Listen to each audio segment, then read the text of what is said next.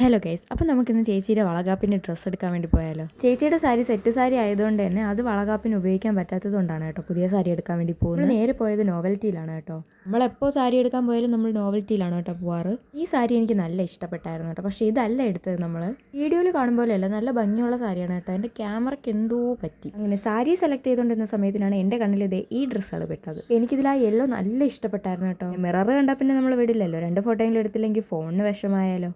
World richest temple. ഈ ഇരിക്കുന്ന സാധനമാണ് വളകാപ്പിൻ്റെ മെയിൻ.